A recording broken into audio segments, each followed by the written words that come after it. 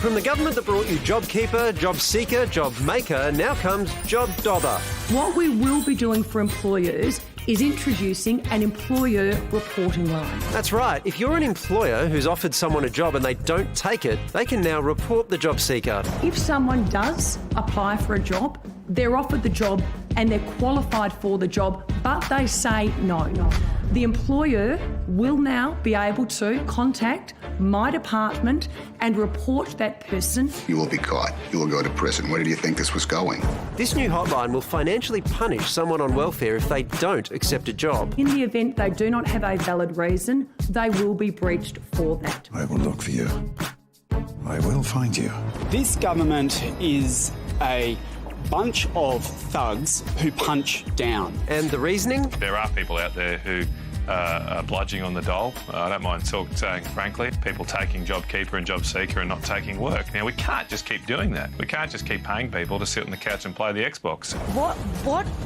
What is that going to produce by dobbing in a dole bludger? What are they expecting out of it? And business groups are not impressed. Most employers, in fact all the employers that I know, are really keen to find people that are looking for work, those with the willing job seekers. I think this form of what might be described as a punishment or a reporting won't really achieve the results that maybe the government are looking for. And as the 1.95 million Aussies on JobSeeker might tell you, finding the right job can be tough. So if you're looking for a job and you have a bad feeling about the boss because you find them a bit sleazy, or they want to make you work hours that don't work for you and your kids, and you refuse to take the job, well now a private job seeker provider can potentially have you cut off from receiving payments altogether. Where's the dodgy boss hotline? Remember, this is all about getting people off welfare and into work.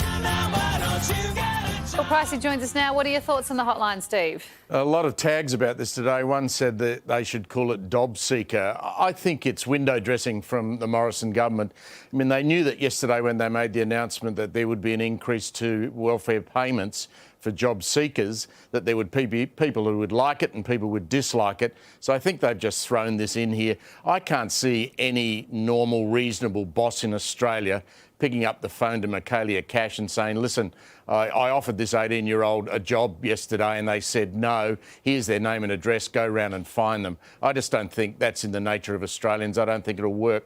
Then why do it, Pricey? Surely, as you just said, this is demonising people who are already doing it tough.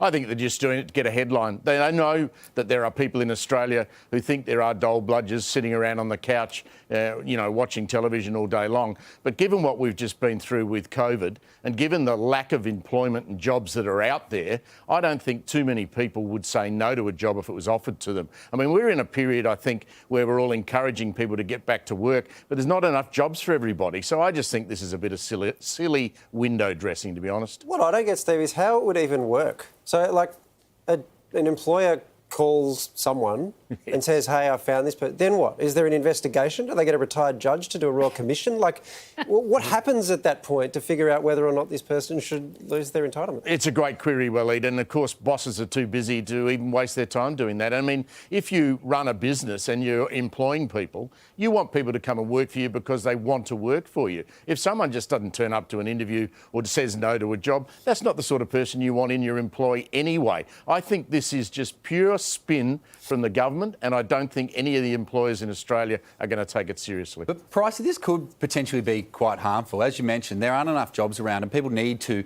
apply for a certain amount of jobs, so just to keep their benefits, right? And so then, if they say no to that job that they happen to get for a legitimate reason, they might have their kids, they might not be able to spare the time that particular job needs, they'll Travel, now... all kinds of things. Hey, all kinds of things. They'll now think that they have to take that job or lose their benefits. Yeah, you shouldn't pressure people into taking jobs they don't want to take. I mean, the government's already yesterday announced that you will now, if you are on unemployment benefits, have to apply for 15 jobs a month, and then that'll go up to 20 at the end of next month. So they're already making it very difficult. I think they made a major blunder announcing this yesterday. I think someone might be coming to take your job, Pricey. Thanks for coming in, mate. We'll let you know if you've got it. Oh, thanks. No, I don't like you. I don't want to work for you. No, you've got to accept it. You've got to take the job. I don't want it. I'd rather be on the dole. With so much content online, it's sometimes hard to keep up with it all. And let's face it, who has the time? The Project YouTube has you covered with the stories that matter. Hit subscribe for a daily list of the news that you need to know.